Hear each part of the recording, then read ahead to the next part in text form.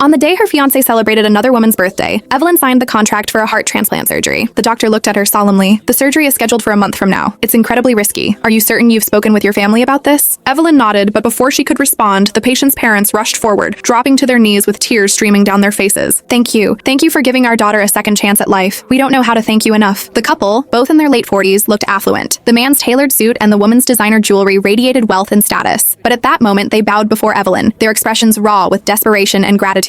Evelyn's throat tightened. Her chest felt heavy, not from emotion, but from the unbearable weight of her reality. This couple was about the same age as her own parents. For months, they had begged her to save their daughter, promising her anything she could possibly want if she agreed to the surgery. And her own family? They knew she was barely surviving, haunted and broken, even attempting to end her life. And yet, they said nothing. And Christopher, her fiancé, he likely wished she'd vanish sooner rather than later. The doctor's question about discussing the surgery with her family? Pointless. She hadn't told anyone. This was her decision alone. But what did it matter? She didn't care to keep going. Fighting the sting of tears, Evelyn reached out and helped the couple to their feet. Don't worry. Since I've signed the contract, I'll follow through. Boom, crackle! Just as her words fell, brilliant fireworks burst across the night sky outside the window. Colors exploded in dazzling patterns, painting the darkness with celebration. The timing couldn't have been more cruel. It felt as though the city itself was celebrating the couple's victory, their daughter's salvation. The couple exchanged relieved smiles. Even the doctor glanced at the fireworks, a flicker of relief softening his usually stoic demeanor. Evelyn, however, turned her face away, her lips pressing into a thin line. She knew the fireworks weren't for her, or even for the life she was about to save. They were for her, Charlotte. It was Charlotte's birthday, and Christopher had gone to extravagant lengths, arranging an entire city-wide fireworks display just for her. As the explosions echoed in the background, Evelyn stood, grabbing her bag. Her voice, small and almost swallowed by the noise, was tinged with quiet resignation. The contract is signed. If anything comes up, just let me know. Only then did the others acknowledge her. The couple hurriedly pulled out a check and a business card, pressing them into her hands. Ms. Carter, here's $300,000. Please take it. If there's anything you need, don't hesitate to reach out to us. This is just a small token of our appreciation. Please accept it. Evelyn shook her head and refused the check. This wasn't a sale. She wouldn't dare take their money. Quietly, she accepted the business card instead. But as her eyes scanned the card, her fingers froze. Her breath hitched and her heart seemed to stop. William, CEO of Sinclair Industries. Her hands trembled as the truth hit her. These weren't just any parents. They were Charlotte's parents. The air felt suffocating and panic surged through her veins. Without a word, Evelyn fled the hospital. The fireworks were still painting the sky as Evelyn arrived back at her empty villa. Christopher was already waiting by the entrance. One hand rested in his coat pocket, while the other tapped impatiently on his watch. His face darkened with each passing moment. It was nearly 10, and Evelyn still hadn't come home. Beside him, Charlotte shivered in the biting December wind. Winter in Redwood City was harsh, with snow blanketing the streets for most of the month. She tugged at Christopher's sleeve, her voice soft and saccharine. Chris, let's go back inside. The cake hasn't been cut yet. Christopher's brows furrowed as he stood at the villa's entrance, his sharp gaze fixed on the empty driveway. His voice, low and unwavering, broke the silence. Go back and cut the cake yourself. Charlotte's bright smile faltered, her voice softening into a familiar, hesitant tone as she played her usual card.